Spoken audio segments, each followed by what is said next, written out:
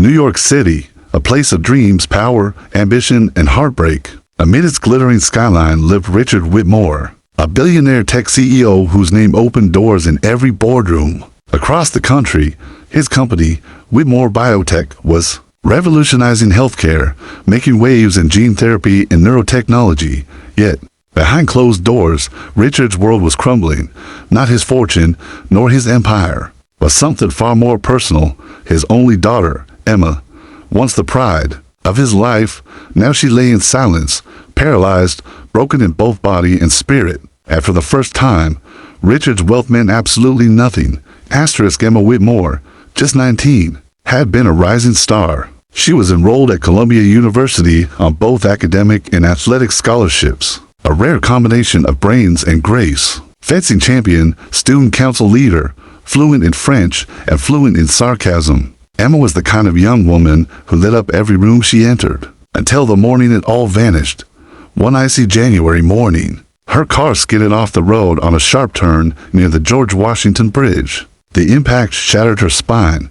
She survived, but everything she knew about her body and her life was gone. Doctors flooded in. Surgeons recommended emergency procedures. Spinal fusion was done within hours. And then came months of hospitalization, treatments, and evaluations. But the verdict remained cruelly unchanged. Emma was paralyzed from the waist down.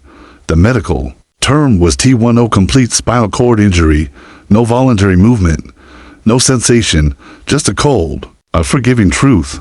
She would likely never walk again. But what doctors didn't diagnose was the emotional injury, the crushing grief, the silence. The refusal to speak. Emma had locked herself behind invisible walls, shutting out even her father, who had once been her hero. Richard was devastated. Though he never showed it in public, to the world, he remained the sharp, unflinching CEO. But behind closed doors, he watched his daughter disappear day by day. Her laughter was gone. Her fiery debates and her piano playing, gone. He hired the best therapists, the most advanced eye-assisted rehabilitation tools, and even consulted neurologists from Switzerland and Japan. But none of it worked. The Emma who once challenged the world now barely left her bed. Her spirit had gone somewhere unreachable, and the great Richard Whitmore couldn't buy the way back. That haunted him most. In her bedroom on the 43rd floor of their Manhattan penthouse, Emma stared at the ceiling for hours. She refused meals, refused sessions, refused even to look in mirrors.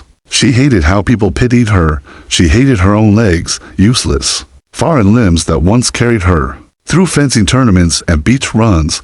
Now they felt like anchors. She told one therapist to shut up forever and threw a tray at another.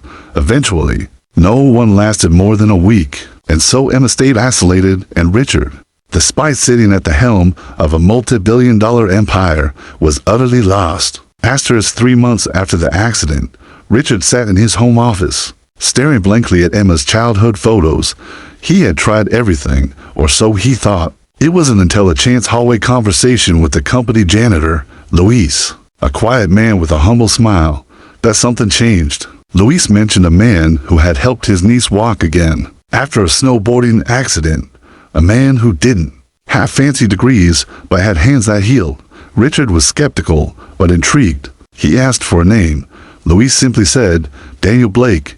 He lives in Jersey. He's not famous, but he's different. Daniel Blake was indeed different.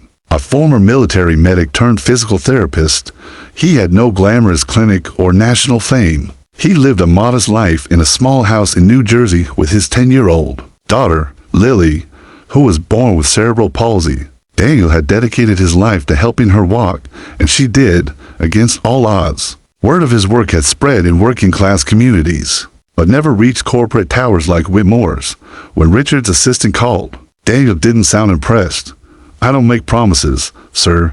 I show up, I try, and I don't quit. That's all I do. The next day, Daniel arrived at the Whitmore penthouse, dressed in jeans and a plain jacket. No briefcase, no clipboard, no exaggerated introduction. He walked in quietly, met Richard's eyes, and said, "Where is he?" Richard led him to Emma's room, nervous but desperate. Emma didn't look at Daniel. She didn't speak. She turned her head toward the window, ignoring him completely. Daniel didn't flinch. He didn't force conversation. He simply sat in the chair beside her bed and remained silent for a few moments. Then he said, "I'm not here to fix you. I'm here to help if you want me to." There was no miracle that day. Emma didn't talk. She didn't move, but Daniel stayed for 45 minutes. He left a book on the table beside her bed, a worn-out novel titled A Man Called Ove. The next day, he returned, and the next. Sometimes he'd talk softly about nature or tell her about music. Other days, he just sat silently. Slowly, something shifted. Emma started to glance at him when he wasn't looking. One afternoon, she let him adjust the pillow beneath her back without resistance. She still didn't speak, but she didn't push him away. A week later, Daniel arrived with Lily. The little girl wheeled herself in with a beaming grin and said, "Hi, I'm Lily. Dad says you don't like people, but that's okay." I didn't either. Emma stared at her, stunned. Lily wasn't shy. "I used to scream and cry when people touched me," she said. "But Dad didn't leave. Not once." Emma finally spoke, a whisper. "What changed?" Lily shrugged. "I guess I stopped being scared and started being mad instead. Then I got tired of being mad, so I tried, just a little." Emma's lips twitched, almost a smile. Almost. That small moment became a turning point. Emma still didn't cooperate much, but she allowed Daniel to help her sit up. She began to listen. She even cracked a sarcastic remark when Daniel fumbled. With the remote control, her signature dry humor making a quiet return. Daniel celebrated every inch of progress, never comparing, never judging. He never said things like "you're lucky to be alive" or "others have it worse." He validated her pain. He let her grieve. And that, more than any machine or miracle treatment, helped Emma feel human again. Richard observed all this quietly. At first, he was skeptical. Why wasn't Daniel pushing harder? Where was the aggressive therapy? But he began to see the change in Emma's eyes. The light that had gone dark was flickering again. She laughed one day, a sudden, real laugh when Lily told her a joke about a one-legged flamingo. Richard froze in the hallway, listening, blinking back tears. That laugh was more valuable than any investment return. It was a sound he hadn't heard in months, and it was worth more than all his wealth combined. Soon, Daniel introduced light exercises. He didn't bring in machines. He used music, resistance bands, coloring books for focus. He turned recovery into play.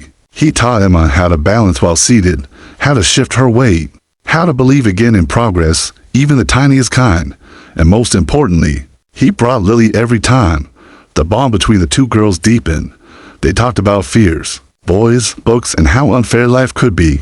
Emma found a friend who didn't pity her, but understood her, soul to soul.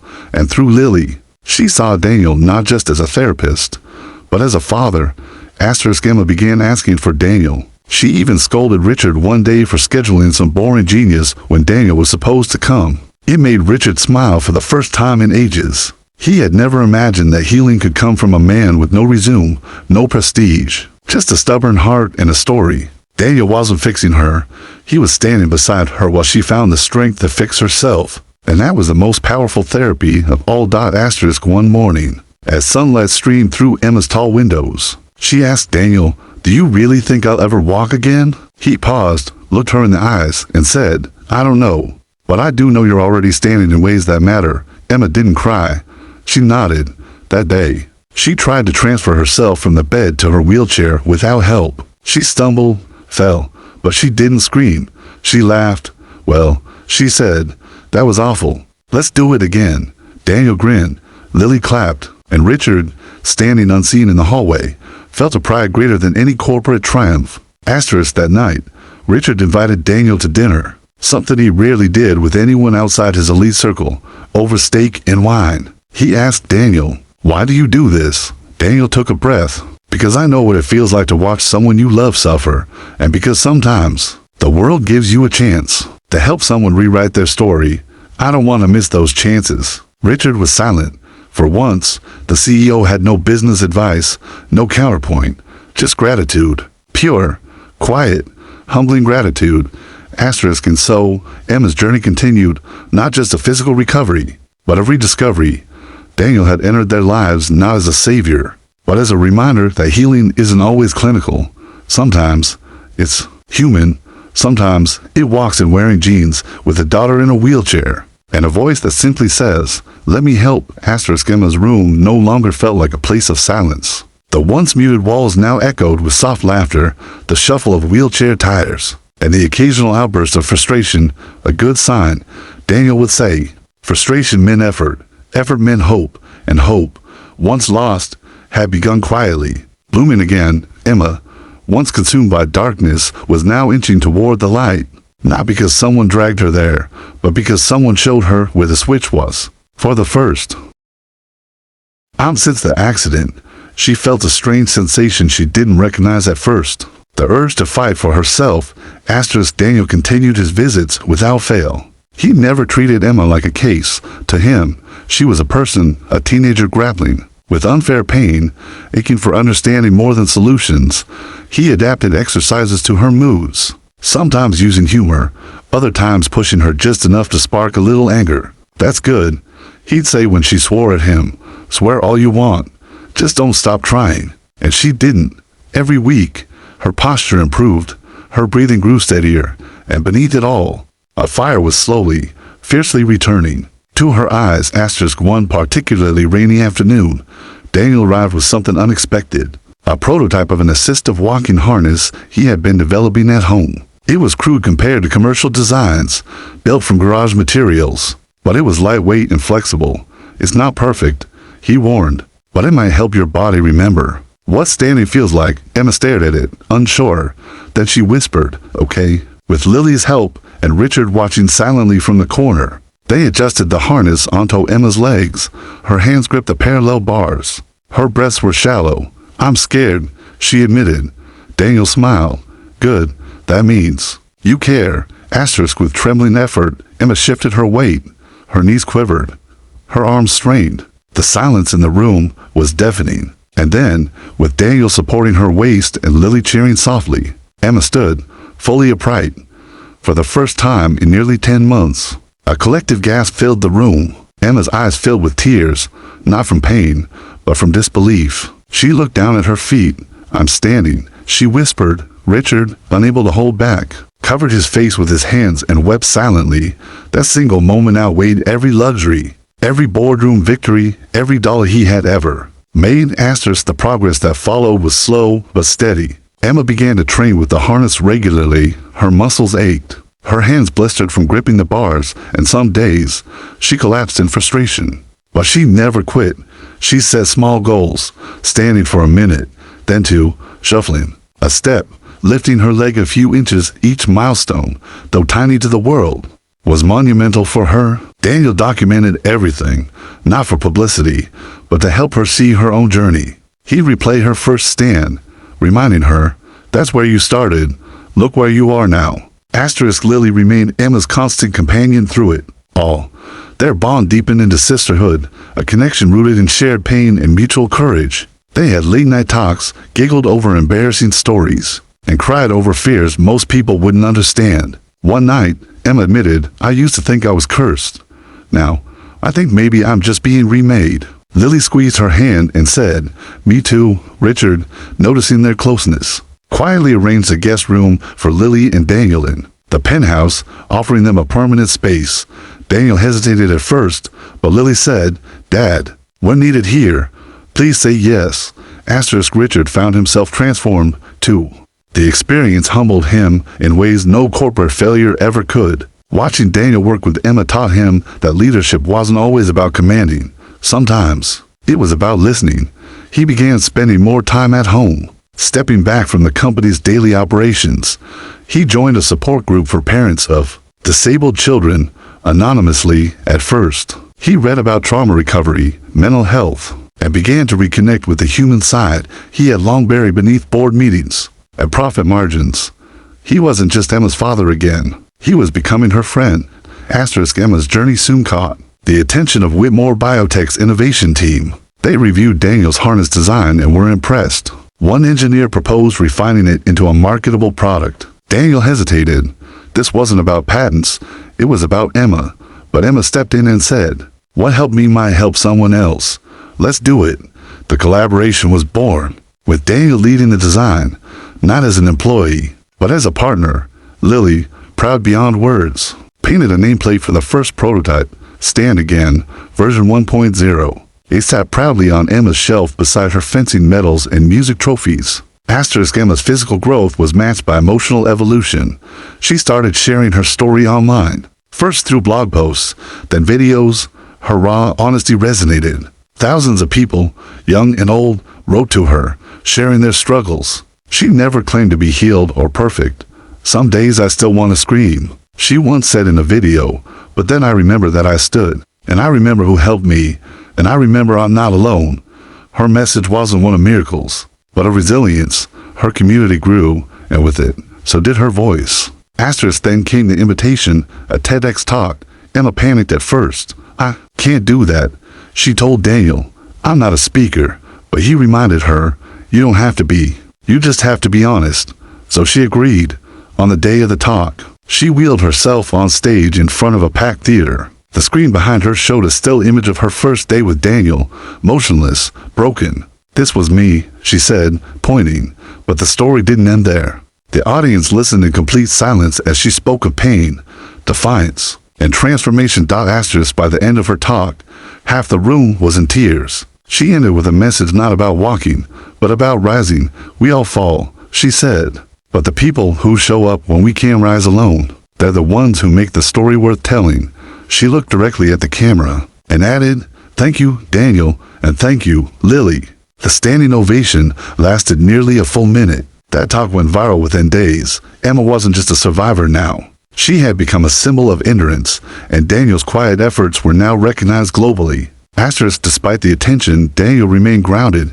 He turned down interviews, politely declined sponsorship offers, and refused to turn Emma's story into a brand. Her story belongs to her, he told one reporter. But he did accept one offer, to open a nonprofit rehab center in New Jersey for children with spinal injuries. Funded in part by Richard Whitmore, it would be named the Lilly Center for Movement and Courage in honor of his daughter, who never gave up, not on her legs, not on Emma, and not on him. Emma visited the center's construction site and cried.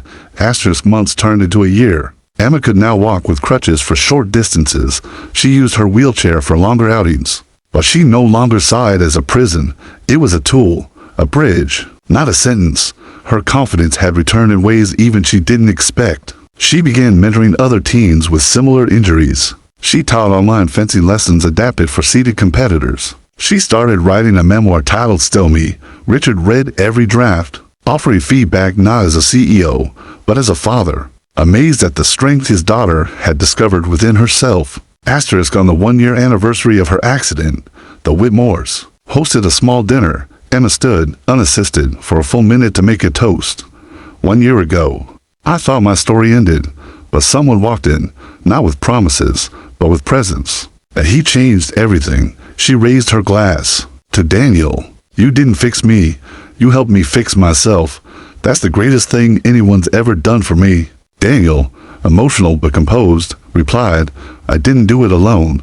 Lily did more than I ever could. Everyone laughed, and then Emma turned to her father and said, you did too. After dinner, Emma wheeled herself to the balcony. The city lights below sparkled like stars. Daniel joined her, hands in his pockets. She looked up and said, do you think I'll ever dance again? He paused. Maybe, but even if you don't, you've already moved the world in ways that matter more.